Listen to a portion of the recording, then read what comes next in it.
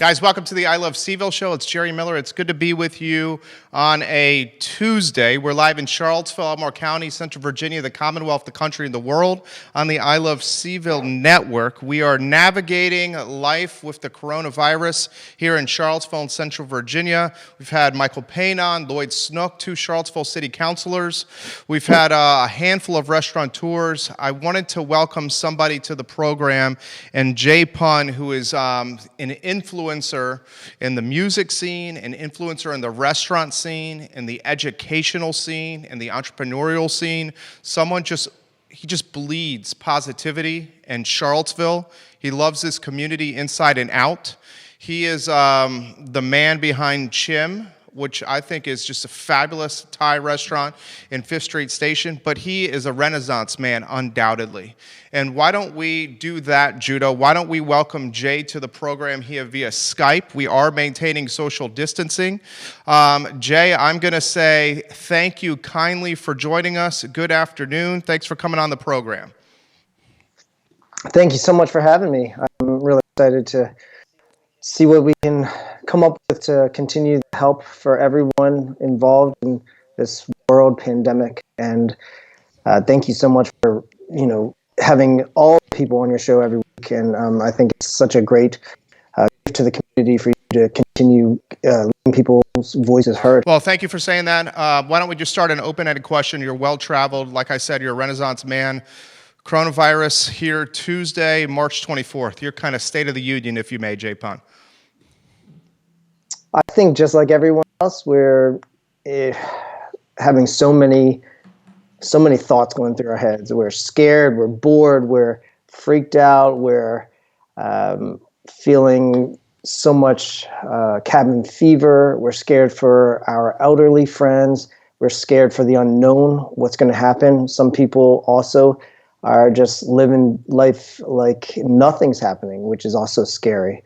So for someone like me, I think I'm just trying to take it day by day, but also try as hard as I can to take care of my family and my friends and our extended family of workers that we have with us, and see how we can come up with things to make it an easier, better place under these conditions.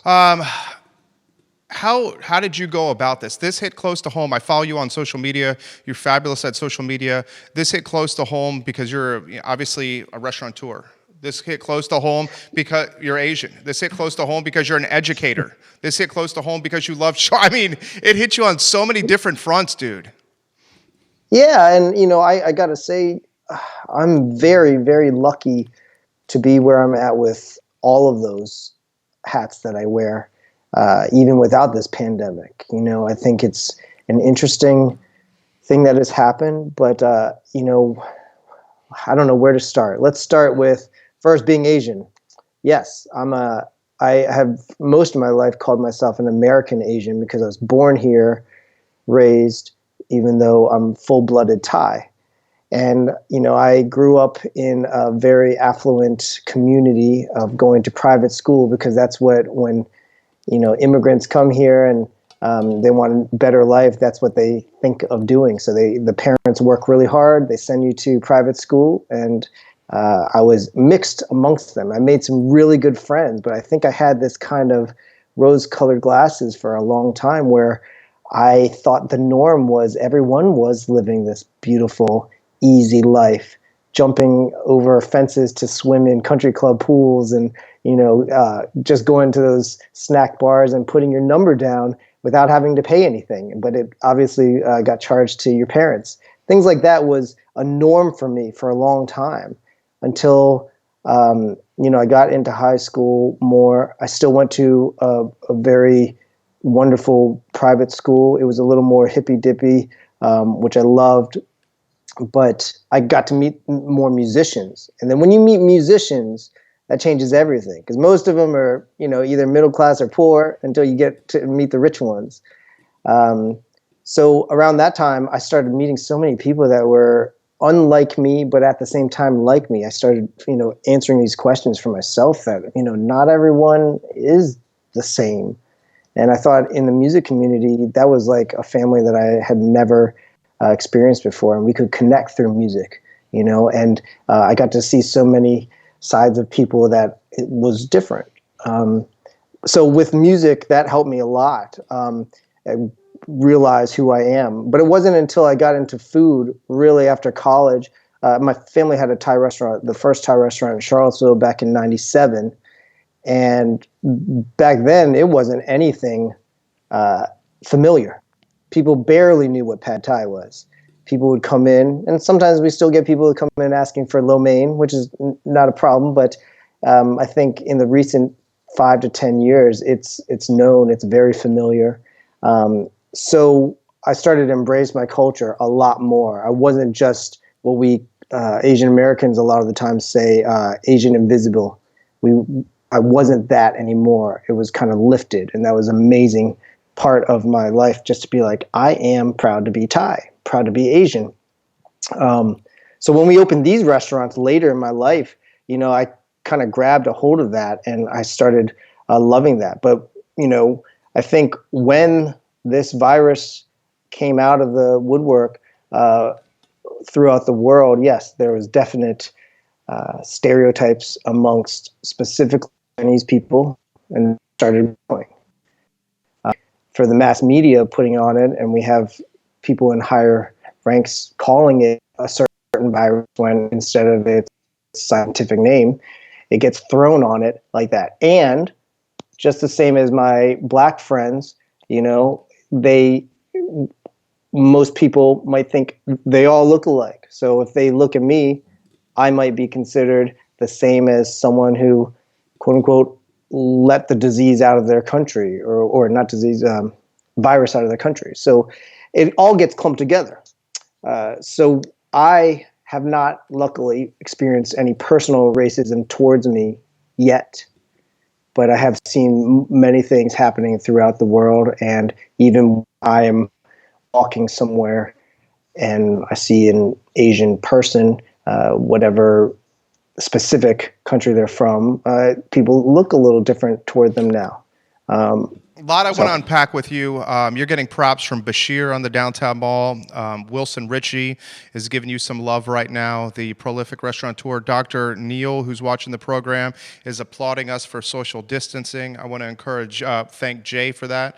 He really encouraged this to be in a Skype type setting. So we had to innovate to respond to someone of Jay's caliber and get him on the show. So a lot I want to unpack with you here, homie. I mean, the restaurant industry is so meaningful to you. It's not only how you help pay the family bills with your restaurants, it's also a fabulous host of the live music community in Charlottesville. So last week when the news was breaking that restaurants were going to be, say takeout and delivery only, a lot of them were closed. What was going through your mind, Jay? Well, I think I want to give mad props to Mike Rohde and Cecilia Rohde and my friend Ivan at Zocalo. They were the first few that actually said that they were going to close their dining rooms and possibly everything altogether, and that they weren't really set up for takeout and delivery. It blew my mind. I think we were pushing until the last minute because, like a lot of us, we are unsure of what is going to happen, how quickly it is, even though now it's going faster and faster. And in your own immediate area of your home, maybe we aren't feeling it. But, I have a 8-person chat with all my Italian friends, and it is real. It is real. I mean, and they even say they were late to the game. So we're going to be even later if we continue brushing it off, So when in Charlottesville, I think have mad respect for those, especially on the downtown mall, who made that very, very tough call to close their doors indefinitely until something happens. The difference here, though, with something like us, and I give my father much love on this one, is that when we opened Chimms specifically, and this all is full circle with this stereotyping, but when we opened Chimm specifically, I wanted it to be a little more innovative than our first restaurant, Thai Cuisine Noodle House. So I was like, we shouldn't even do takeout. Food is much better in-house. And he said, no, we got to do takeout. We should always do takeout. It's It's going to grow and grow and keep on growing. And he's right. And then now this happens. We've been set up for it. We are doing it continuously. It has changed the way we are inside our restaurant, just in terms of now it's all packing. So it's scary. I am totally following all of my restaurant family online and texting with people, seeing if I can help them come up with ideas. And it's rough. What would you like to see? We talked about this with Peter Castiglione of Maya, of Wilson Ritchie. He's watching now. I mean, you're a guy who loves Charlottesville inside and out. What's the role of, say, like council, city hall here to help rehabilitating the restaurant community? Because it needs it. It definitely does.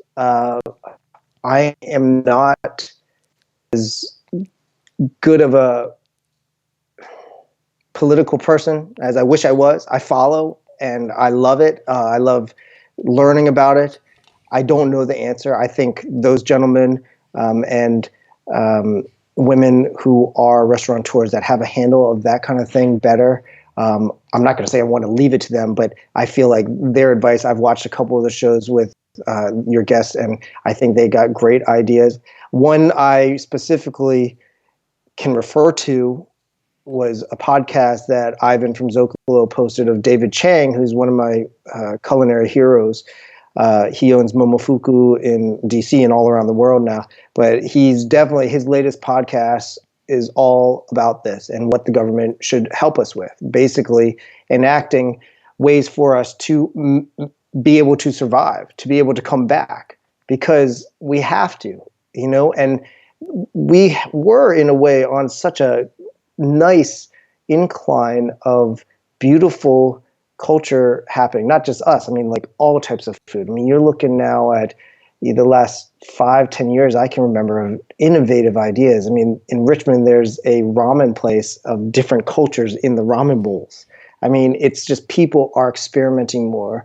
The last year with Chimm, we've been able to bring in food and where people are excited to test out rather than smell it and be like, oh, I don't want to even touch that, So I think if we don't help all these small businesses, especially restaurants, come back, it will in turn become kind of like the 80s and 90s, where when you went out to eat or looked for something to eat, it will be these big, huge corporations, and that's it.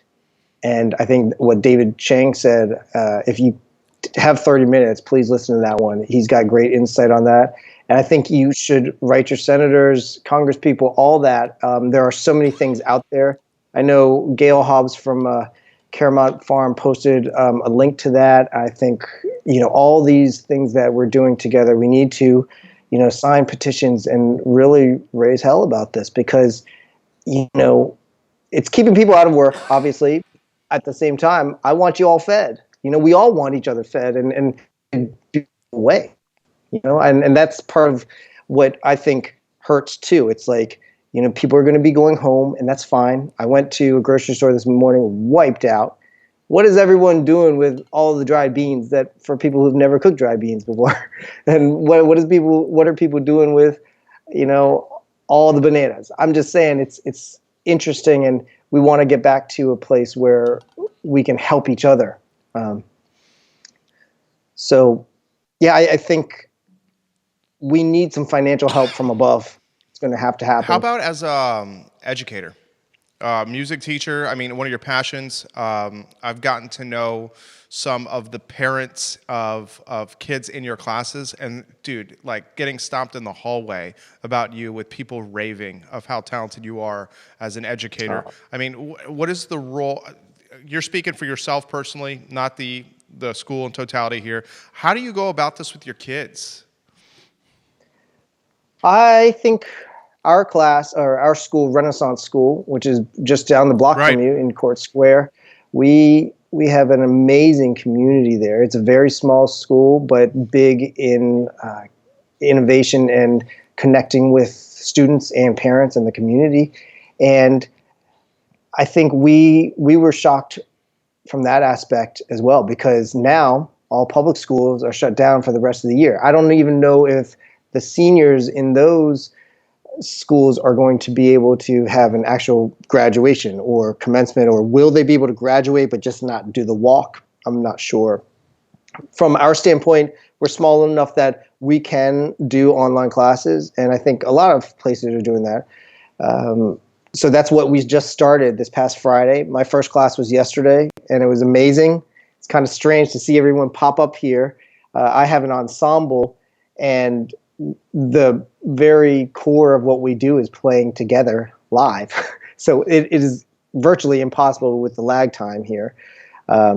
So we're coming up with creative ways, and I'm sure we're going to be able to do something amazing. I have very talented kids, but the mindset of them, you know, I'm very hopeful, proud of these young people. I think they're way more woke than I was when I was their age, or even 5 years ago. I mean, they are aware of what's going on. I think a lot of the times when we were discussing what might happen, some of them, I mean, most of them were taking it seriously. I don't think they were even like, oh, no, this isn't, what we're going to do. But the other side of that is I am a bit scared of the mental health of not just our kids, but like young people around the world. I mean, it's fun to ride your bike around the neighborhood now. And that's how it's going to go. And you see your friends in the neighborhood and there's no school.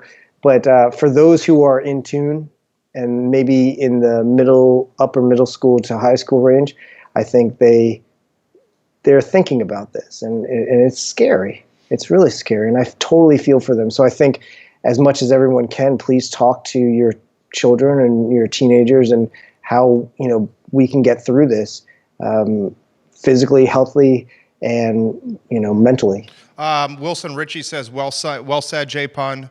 We have to come back, and we will. We're all in this together. And he's echoing the sentiment of a rising tide is good for all ships. G. Milo said, thank you, Jay, for letting me beta test the to-go ordering at the Noodle House. I love your food. Bashir says, Jay, always remember to listen to your elders. Scott Clothier is watching at long last, social distancing for non-essential activities, giving us props for corresponding this way. How's the, you've touched on this a little bit, how's the education piece been with streaming and Zoom and Skype and FaceTime and all that? I mean, is that new challenges for you as a teacher besides the lag of audio for a live band? Yeah, I think it's challenging, but even with going back and forth, but like even with the restaurant stuff, I was saying to a friend the other day that I have never worked so intensely and quickly and hard all in the same time. I feel like I've always had facets of those, but this is, I can't fail. I mean, it's just not in my blood. As a musician too, I feel like I'm always continuing to, do something. And I'm never going to say, well, yeah, I used to be a musician or used to be a restaurant guy. And I'm not even a restaurant guy like all those people writing in. I have a great team. I mean, they all have wonderful teams as well. But this is like a father, son, aunt, uncle thing that spawned. I don't want to say I wasn't meant for it, but I was given 3 chances at three colleges I got into: Culinary Institute of America, Johnson & Wales, and Berklee College of Music.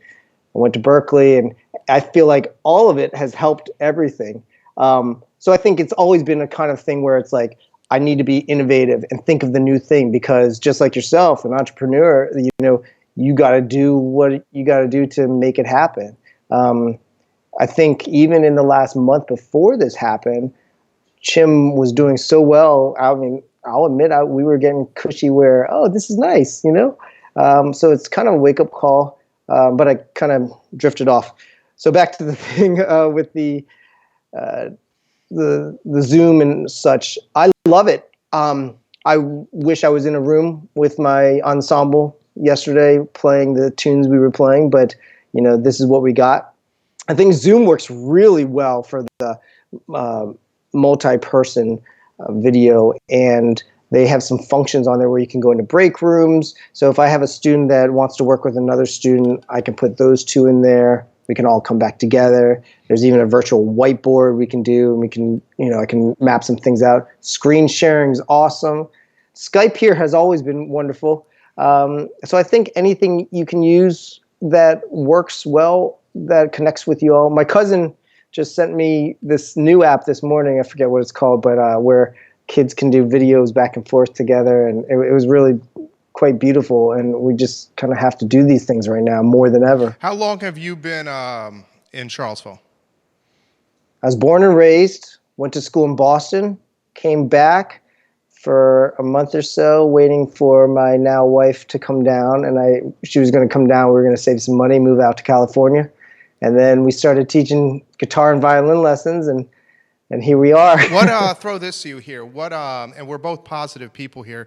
What worries you the most of how Charlottesville comes out of this on the back end? Does something worry you more than something else? If so, I'm curious of what it is. I guess Charlottesville has always been a bubble. So even with the housing market, the crash back in 2008 or so, it kind of stayed soft to some degree. I'm not going to say it wasn't hard for a lot of people, but for the middle and upper class, they could do all right. Even me as a guitar teacher, I was able to find some random jobs and hold it together. Right now, I don't want to say it's the same thing, but I see people tightening up, and I hope it tightens up more because we need to. And the scary part is, how is it going to come back? Are people going to be, when we finally can say we can open our restaurant again, will people even want to step in? This morning at the grocery store, it doesn't matter what color anyone was. I don't want you close to me. I mean, it's a scary time, And I've never been real germaphobe at all. I mean, I love hugging people and, with my kids, snots everywhere, which is beautiful. But, it's like now we don't know because this thing is invisible. And I think it's scary how we're going to come back, how we're going to talk to each other, how we're going to be with each other.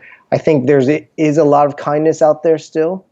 There's also even more stereotypes going to come out of this with every part, So that's the scariest thing. I mean, even if with the financial stuff, that's one whole other thing. But I'm scared for humanity, and that's something that I believe in that makes me cry in a good way beforehand, and then now it's making me cry in a sad way. Jay Pun is our guest, guys, the co-owner of Chimm and Fifth Street Station.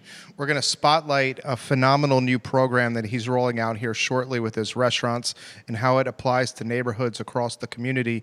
Before we do is spend a couple more minutes with this guy, and the community is responding. John Plecker is giving you a lot of props. John Plecker says, Rocket J. Tim, who's watching he says Avon Extended, says, Chimm is my family's favorite restaurant by far. I cannot wait to go back, and we will be there the first day that you open. Thank you, Chimm, for chiming in, or thank you, Tim, for chiming in. Bart Lehman, welcome to the program. Joshua Batman, hello. Bob Shada, Anja Andalek. Anja's the restaurateur behind Fig on the UVA corner. She's watching the show. Tess Ortega just shared the show. Looks like 9 or 10 different restaurant owners watching the program now. That's a topic that came up on the show in the past, Jay, is about how are folks going to respond once we get the free and clear. Let's just say it's like we're healthy, we flatten the curve, it's time to go about outside, being around people here. I'm curious to see how people respond, because like you, I'm not a germaphobe, and I think I would be, apt to go out right away, but I don't think everyone's going to have the confidence right away to get elbow to elbow next to someone, say like at a restaurant or the grocery store, anything like that. I'm curious of your thoughts on that. Yeah, I agree with you. It's going to take some time. I mean, and I haven't lived in a moment like this. I don't think many of us have.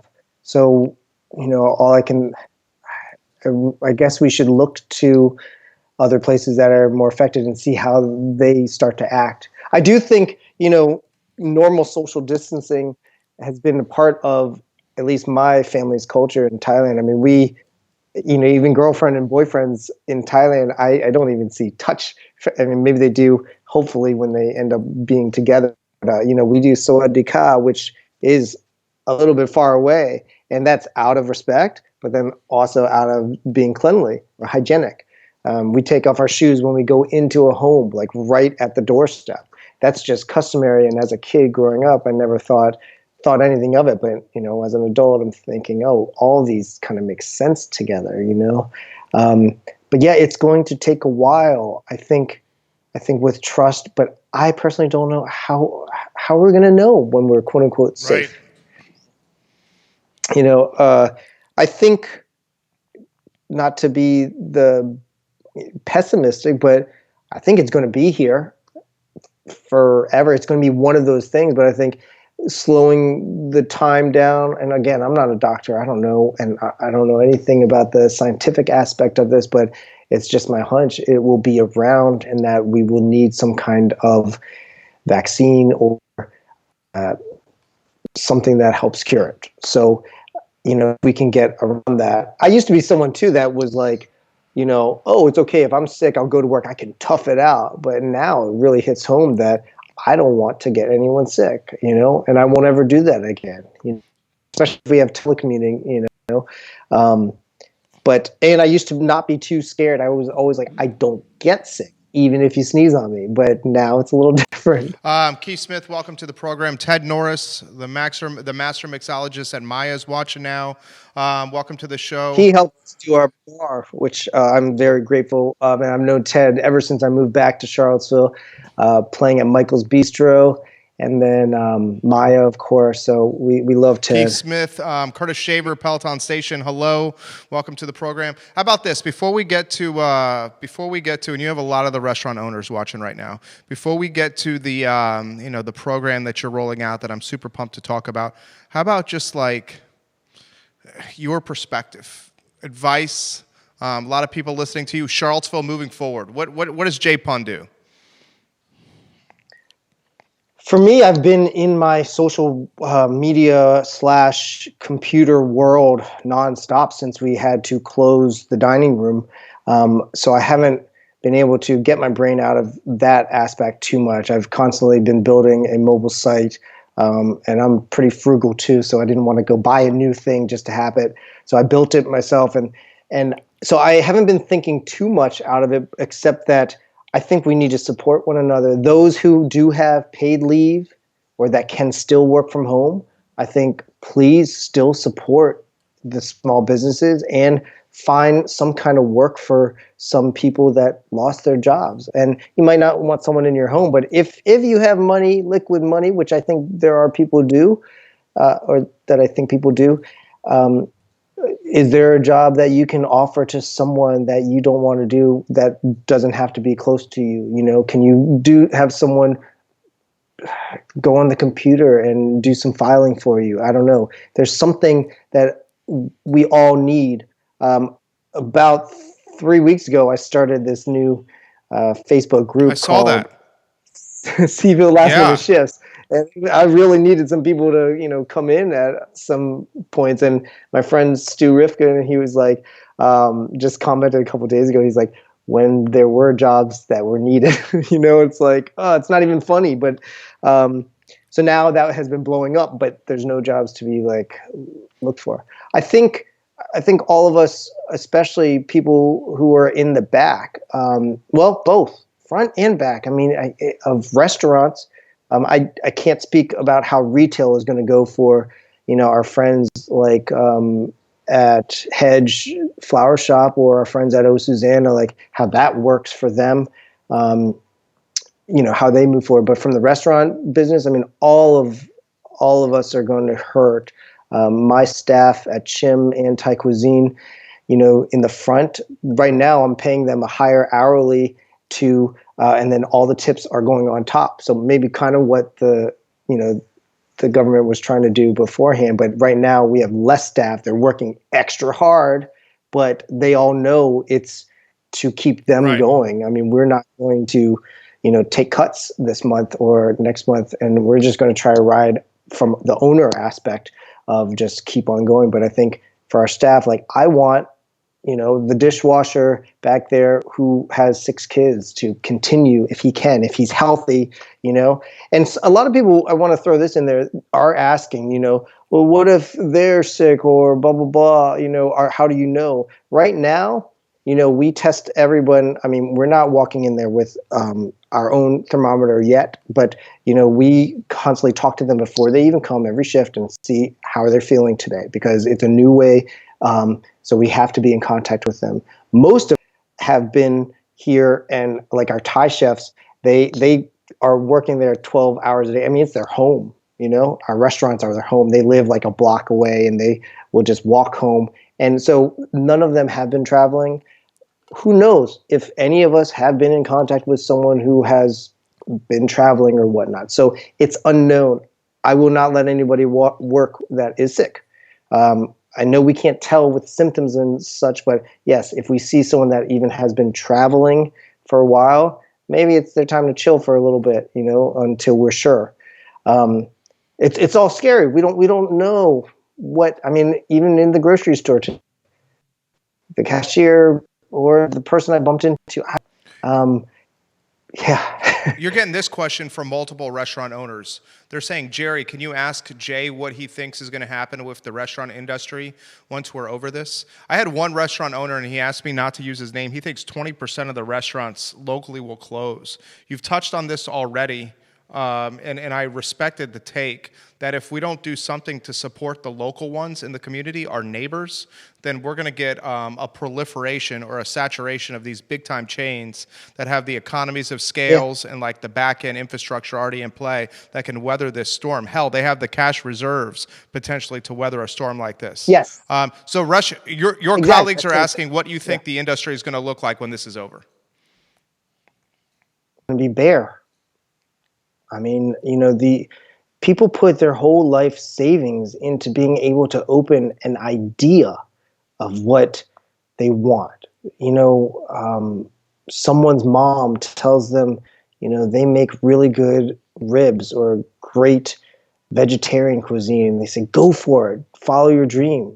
And that's a beautiful dream we all should be able to try. And when you go into a restaurant business, trying to open something like that, it's not just, oh, I can cook. Opening something, especially in a space where there might not be already equipment there, is so much money. A hood alone, depending on how big you need, can be upwards, like from anywhere from maybe the littlest one that was 20,000 to 100,000. I don't know. It all depends what you need. I know that's a huge amount of money for people, and Virginia's health department is very strict, which is great to some degree, but for a lot of people, it's hard. So how can they even fathom digging themselves up because of something they didn't even do? We already have to deal with people who think they are foodies and write reviews on Yelp just saying, oh, well, that wasn't the best pad thai I ever had. I've had better, when maybe they've never even been to Thailand. Or do they even know that Thai people don't even eat pad thai? I mean, it's a dish we made for the tourists. So it's funny. We already have to deal with that, and saying we're sorry and having to come from that hurting our businesses.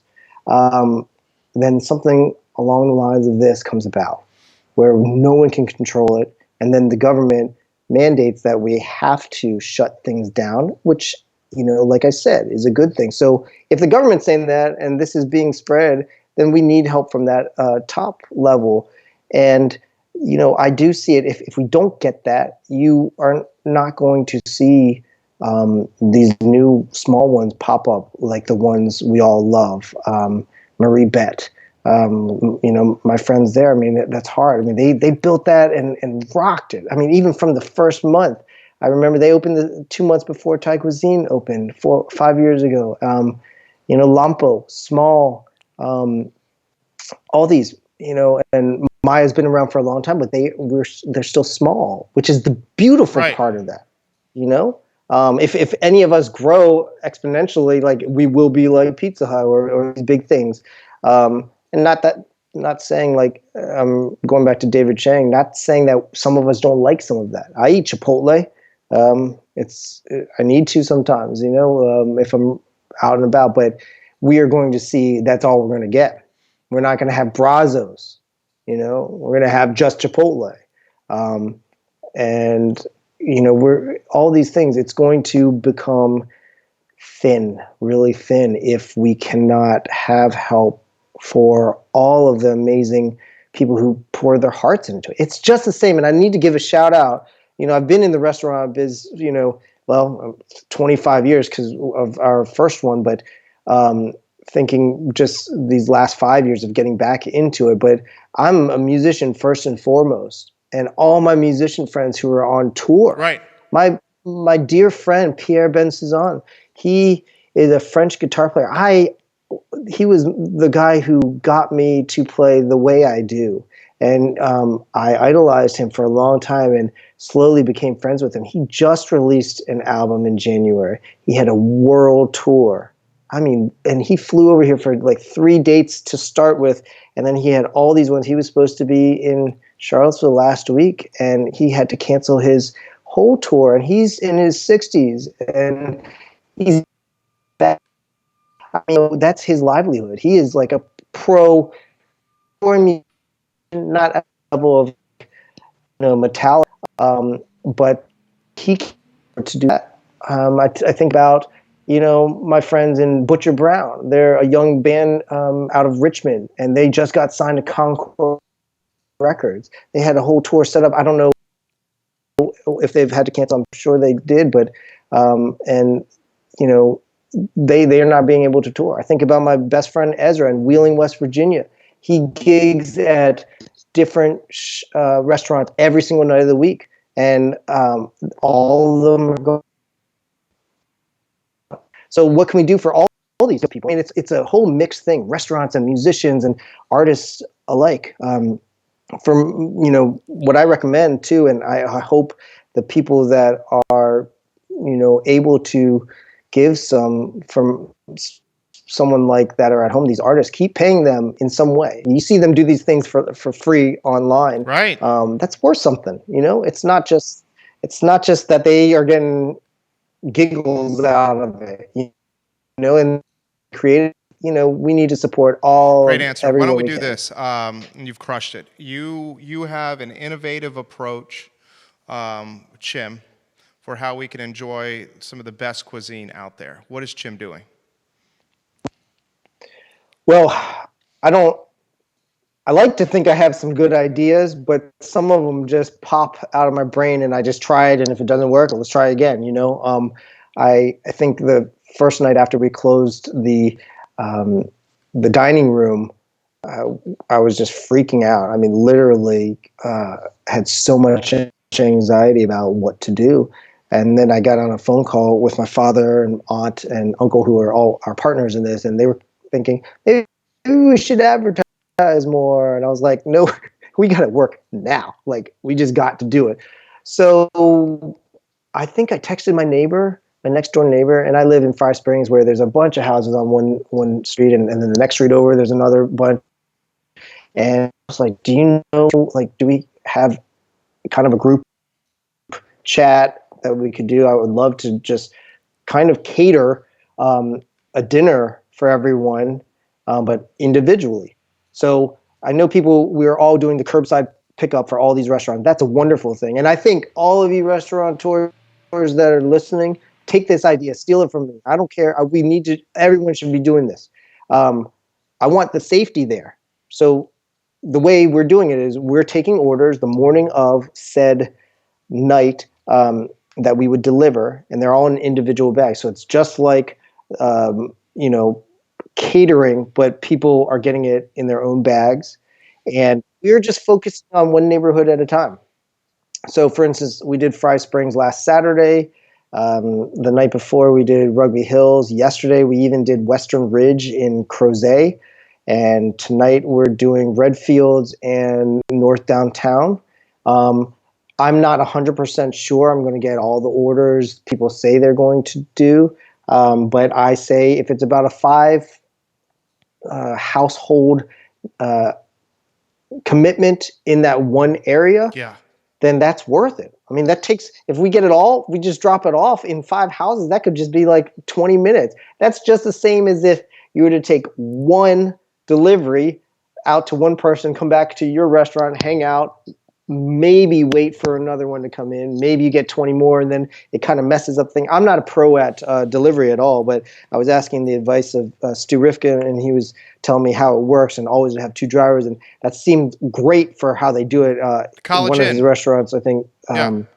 College Inn, they have it. They're Yeah. gangbusters with it. So, but so I was like, I just can't think of telling my staff, you used to be a waiter where you made great tips. Now you just are going to be paid a little more and then just waiting around, and maybe you'll make great tips, right?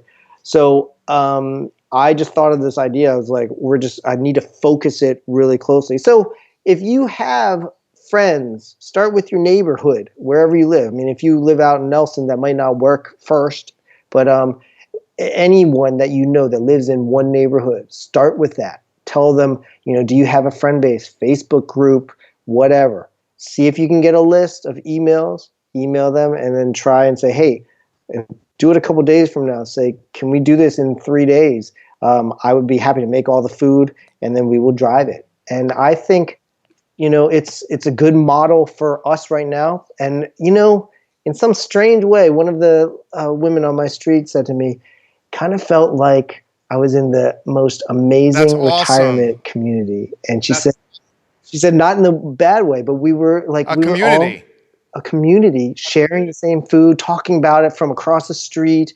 So I think it's great. I'm my friend Ricky at Mochico, I told him to do, suggested he do the same thing. And I think he's going to do that.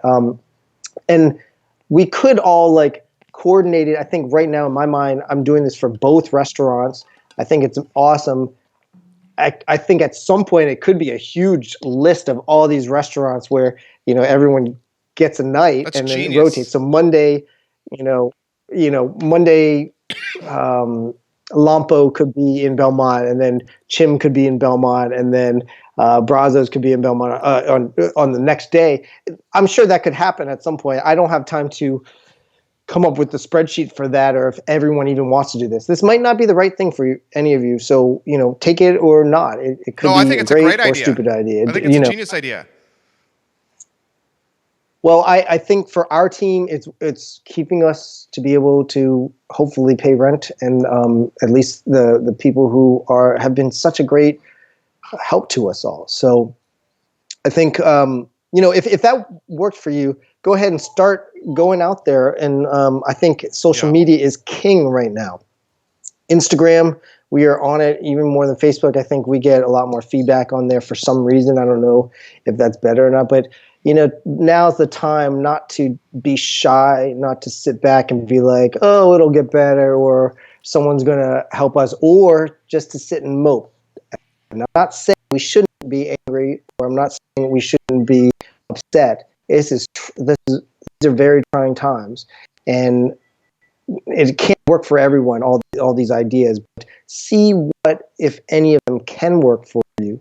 And if not, and you've exhausted all types of things, then it might be too difficult. And I take your story, Jerry. I mean, you've told me a couple times how you picked yourself up out of nothing. I don't know if it was 10, 12 years ago, but you told me your story. And yeah, look now. I think you're 100% right, and I've told that story many times on the show. I think if you, in great hardship comes the best innovation. And that's what you guys are doing. So if you guys are in a neighborhood around Charlottesville, Albemarle County, get your neighbors all on one ticket. Jay and his team, his two restaurants, they will come to the neighborhood and feed the street, drop it at one time, at one spot, and then the community building will continue. I think it's brilliant. I wish you the best. You have a lot of folks watching, and I'm going to put you on the big screen TV here, and we'll just close on this note. I appreciate your patience, and I appreciate your perspective, and I appreciate your voice of reason and your North Star approach. Just close it by talking to Charlottesville. Anywhere you want to go on this. It's going to get harder before it gets easier, right? Definitely. I'm an old school. What I say about this, Charlotte's villain, not Charlottevillian. True Charlotte villains know. I'm old school, from Barnaby's Pizza or Coco's to as old as I am, but past my age. But I love it here, and I think of all places Charlottesville can do this, we can get through this. We'll need some help. I know we all hate asking for help, but I think especially in the restaurant community, small business community, I think we got amazing people. I am a big fan of our mayor. I think she's got great ideas. I think so many people are there to help. We do have to keep the community aware of these things. So don't quiet down. I think we need to keep on making noise. I mean, don't give up. As easy as that's for me to say, it's tiresome. I'm frustrated at the moment, but I think any of us that have kids, we got to take a minute. And, you have to turn to them and be positive and keep the light shining, because if we don't, it's in their hands after us. I don't want to sound so cheesy, but it is, and I'm scared for the next generation. But at the same time, I have so much faith and hope that they're the ones that's going to fix this world.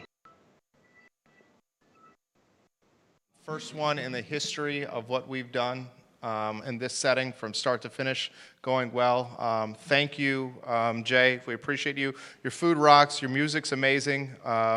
Thank you for being a part of the community, sir. Thank you so much, Jared. All right, you have a good one. Jay Pond, guys, I love his idea with what he's doing with Chimm and his 2 restaurants. If you are looking for somebody to potentially first support the businesses that need the help, and the restaurant scene undoubtedly needs some serious help, guys. I think we all know that. How about that idea? One drop-off spot on a street for all your needs here, bringing the community back together again. I love that concept. I really, really, really love that concept. We're going to continue to bring you insight from folks in the community. The insight's going to lean toward positive, because that's who I am, and we all need a little bit of positivity right now.